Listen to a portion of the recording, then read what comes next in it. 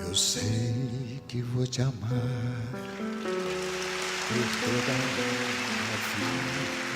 Eu vou te amar, mas em cada despedida eu vou te amar desesperadamente. Eu sei que vou te amar e cada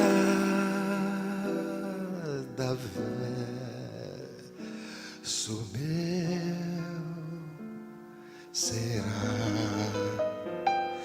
pra te dizer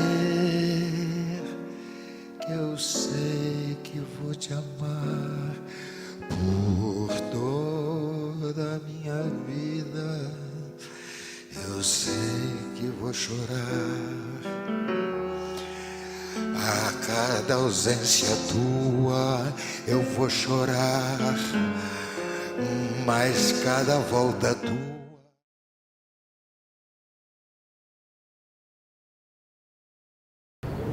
O processo do Vamos Falar de Amor, ele foi baseado em alguns princípios que eu vou chamar de princípios de uma poética da dramaturgia de pertencimento, que é um conceito que eu vou desenvolver a partir de todo o processo de construção do espetáculo Vamos Falar de Amor. Como as idosas no começo tinham muita dificuldade de jogar jogos teatrais, jogos com ações físicas, elas tinham muita resistência por acharem que os jogos eram brincadeiras. Elas tinham medo de que eu estivesse infantilizando elas. Então eu parti de um pressuposto que bebe em alguns teóricos do teatro, que vai dizer que a ação não necessariamente é a ação física. Então eu comecei a tentar trabalhar com os arquivos de memória dessas idosas. E a ação passou a ser uma ação de dentro para fora. Naquilo que a gente vai chamar de dramaturgia de memória. Então, ao longo de 8 meses, nós fizemos laboratórios que eu posso chamar de laboratórios memoriais, onde eu ia cavucando os arquivos de memórias dessas idosas, desses idosos, porque a gente tinha a princípio 2 homens e no final do processo ficou apenas um. E à medida que elas iam me dando isso através de escritos, de escritos narrativos, através de jogos de sabores, de jogos de sentidos, através de músicas que tinham a ver com o tema que a gente tinha escolhido, que era o amor, e através também de fotografias. Então, fotografias, narrações, jogos de sentidos, músicas, tudo isso foi fazendo um caldeirão que misturado saiu o texto escrito, que é a dramaturgia em si, e logo em seguida a segunda escritura, que foi o espetáculo. Que aí o texto já não era mais um texto de outro, mas era um texto nosso, um texto criado a partir das memórias delas. Não que o texto, a encenação ou o texto fosse colocar em cena a história como realmente aconteceu. Como teve o filtro da minha própria imaginação, o filtro da minha própria memória, porque eu pego todos os textos narrativos e transformo isso em dramaturgia, as histórias no palco ganharam cores e sabores a partir da minha imaginação e da minha própria memória.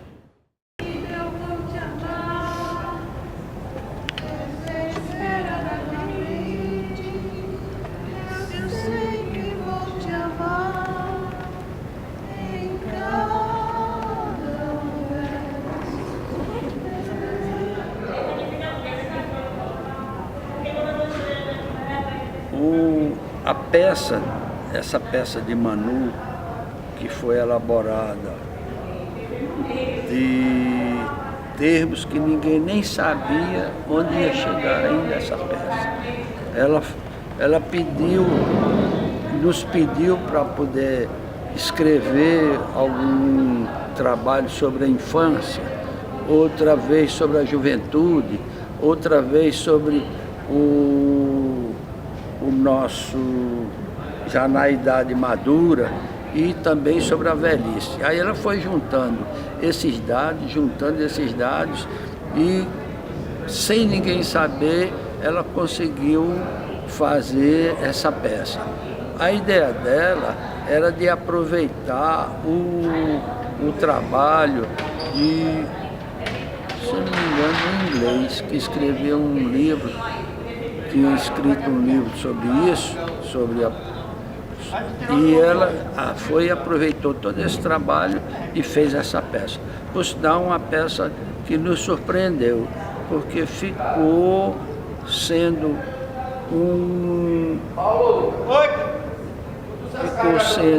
uma história de umas histórias de nossas vidas, e que foram sendo contadas e juntadas como um quebra-cabeça. No fim, é por isso que no depoimento que eu dei ficou feito uma coxa de retalhos. Amo-te como amigo e como amante, numa eterna e sempre realidade. Perdoa-me por te amar. A professora Manu trabalhou de uma forma bem didática, evoluindo a metodologia de maneira a chegar ao que a gente tem hoje.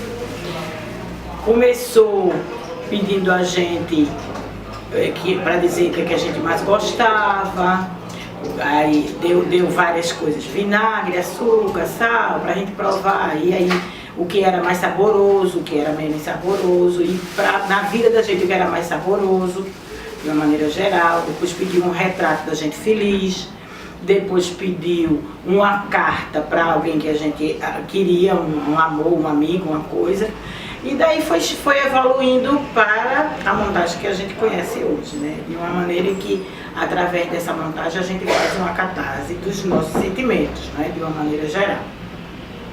Então, as angústias, as saudades, as tristezas, as alegrias, são todas trabalhadas, né, de uma maneira muito didática, né, que chegou a ter essa coisa agradável de se ver. Porque aí tem um momento de tristeza, tem um momento de alegria, então há sempre essa variação entre as pessoas acharem alegres, ficarem alegres, e outro momento as pessoas refletirem, não ficarem tristes, mas refletirem sobre as tristezas e se ter os sentimentos.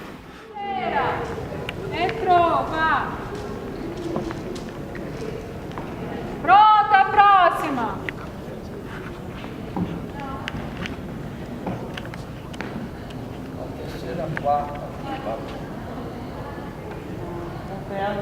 Tu fica onde? É cá, né? Vinha pra cá. O que a gente pode perceber de mudança no entendimento que elas têm de teatro é que, no começo, quando eu cheguei para trabalhar com essas idosas, o entendimento que elas tinham de teatro era que teatro era texto. Então, hoje em dia elas entendem que teatro é muito mais do que texto, que teatro pode ser ação, de que teatro pode ser ação física, de que teatro pode ser jogo. Porque atualmente elas estão mais abertas para o jogar, elas começaram a entender que jogar não era brincar. E que mesmo que fosse brincadeira, existe um processo de aprendizagem através disso. Outra coisa importante de ressaltar é que num trabalho com terceira idade, o fortalecimento da autoestima tem que ser valorizado, e o teatro favorece isso através da educação estética, que muitos chamam de arte-educação. Existe um aprimoramento dessa inteligência estética também. Então a gente pode perceber as idosas do começo do processo e as idosas de agora, que a gente percebe um desenvolvimento dessa inteligência estética. E também contribui para que o teatro, nesse grupo que a gente estabeleceu, nesse processo que a gente estabeleceu, a gente pode compreender que o teatro contribui para que elas tenham uma outra forma de lidar com os próprios limites. Sejam limites físicos, sejam limites cognitivos, sejam limites outros. O teatro traz essa contribuição para elas. Mas cada volta tua há de apagar o que essa ausência tua me causou. Eu sei. Você tem que saber fazer o seu trabalho direitinho, porque se o seu elo for fraco, toda a corrente é prejudicada. Não é uma verdade? Exatamente. Agora, outra coisa que me surpreendeu no teatro é que você não vê a plateia. As luzes dos refletores ofusca completamente você não vê a plateia. Você trabalha só vendo as pessoas que estão ao seu lado, trabalhando com você. À espera de viver.